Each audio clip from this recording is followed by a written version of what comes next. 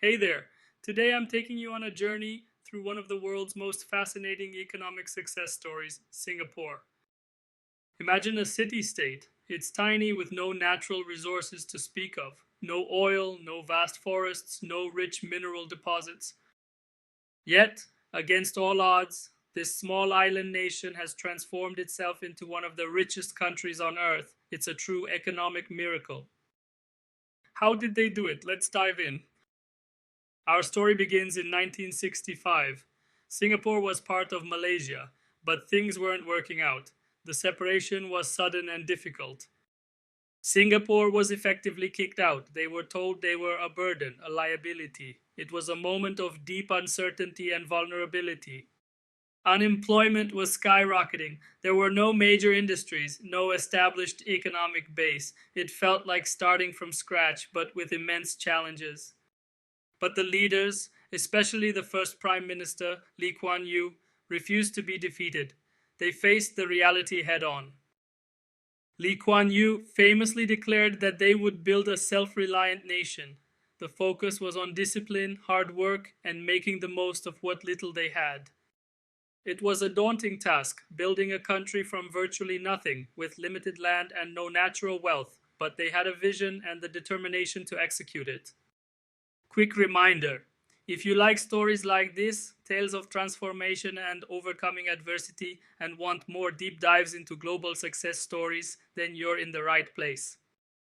Don't forget to like this video and subscribe to the channel. Your support is the fuel that keeps us going and allows us to bring you more content like this. Let's continue our journey.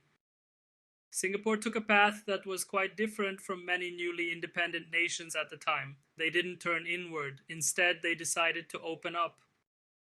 A cornerstone of their strategy was tackling corruption head-on. They established strict laws and enforcement, creating a clean and transparent environment. This built trust. Simultaneously, they actively welcomed foreign investors. The government rolled out the red carpet, offering incentives and promising stability and a predictable business environment. The message was clear: invest in Singapore, and you will find a reliable, efficient, and stable place to do business. They offered low corporate taxes and streamlined regulations. But it wasn't just about attracting capital. They knew they needed a skilled workforce. Education became a top priority, with massive investments in schools and technical training. They focused on producing highly competent, disciplined, and English-speaking graduates ready for the global economy. This created a valuable human capital pool. The results were remarkable. Companies from the UK, the US, Japan, and elsewhere started pouring in, setting up factories, regional headquarters, and research centers. Singapore became a hub for manufacturing, especially in electronics and petrochemicals, providing jobs and driving economic growth.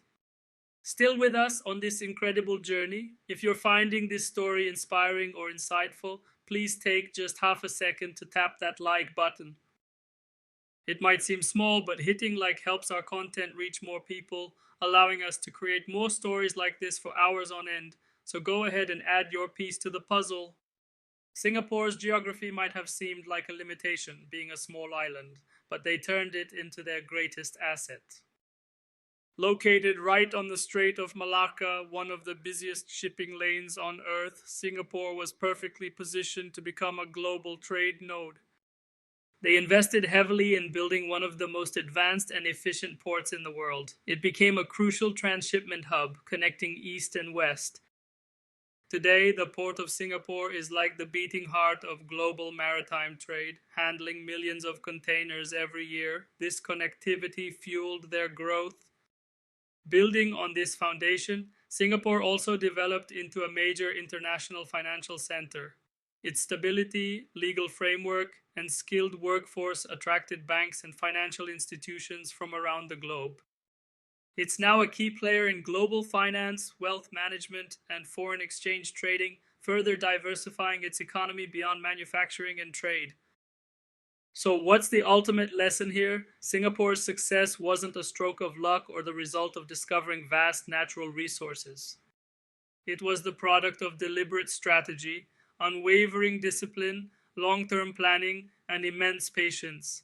It's the story of a city that had to become a country and succeeded against the odds. It's a powerful reminder that vision, good governance, and investing in your people and infrastructure can overcome significant limitations. And honestly, it's a story that can inspire anyone with a dream, whether it's building a nation, a business, or a personal goal. It shows that starting small doesn't mean you have to stay small. If this story inspired you as much as it inspires me, hit that subscribe button to join our community and drop a comment below with the hashtag economicmiracle to let us know you watched. We'll be back soon with more fascinating stories of economic transformation and hidden gems from around the world, featuring places like Japan, Ireland, Estonia, and many more.